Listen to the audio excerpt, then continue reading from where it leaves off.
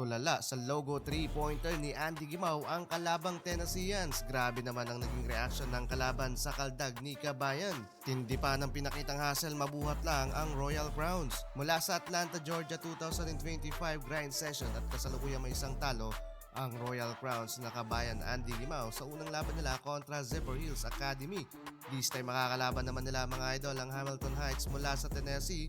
Gandang simula mga idol para sa Royal Crowns Andy Gimao to put the first basket dito sa laban. Great start para kay Kabayan, 8-0 run ang ginawa ng kanilang kupunan habang 5 straight points naman mga idol para kay Andy Gimao. Yun nga lang, agad nakakasagot mga idol ang Hamilton Heights, 4-0 run mula sa nakapitalize nilang back-to-back turnovers ng Crowns.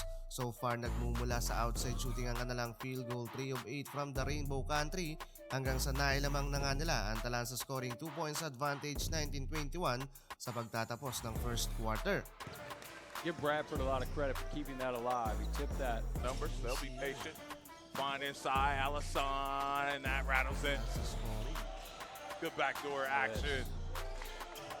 Second quarter, maganda mga idol ang pinapakitang ball movement dito ng Hamiltons to do some damage sa basket ng kalaban habang gandang hustle naman ang pinapakita ni Andy Gimao. Yun nga lang nagkasunod-sunod na sayang yon ng kanilang local player. Plus nakakapag-commit pa ng first personal foul of the game si Gimao mula sa soft call ng referee. Lobo sa 8 points ang kalamangan ng Hamilton Heights under 5 minutes ng laban. Good rebound.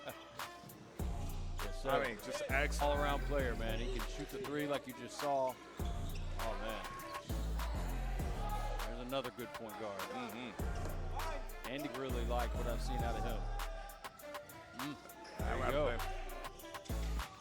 Walters, good find underneath. Max with the finish there. Love. DJ said, I'm ready. Woo!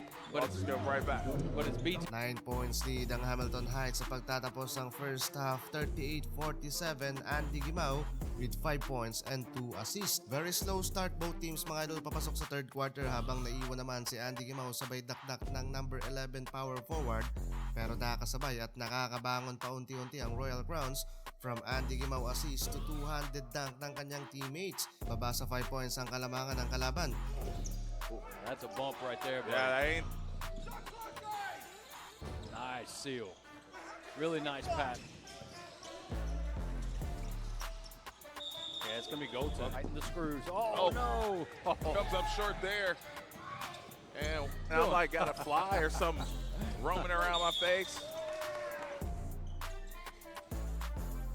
Nagtapos mga idol ang third quarter, tabla na sa 61 ang tala sa scoring, double-digit scoring para kay Andy Gimao with 2 rebounds and 3 assists. Probably up to 20. No, he's over 20. Yeah.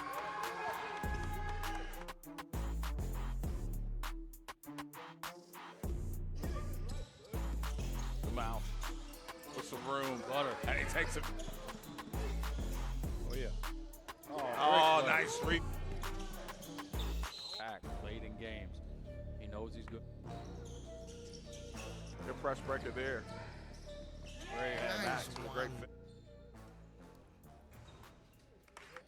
He's made it up at the free throw line.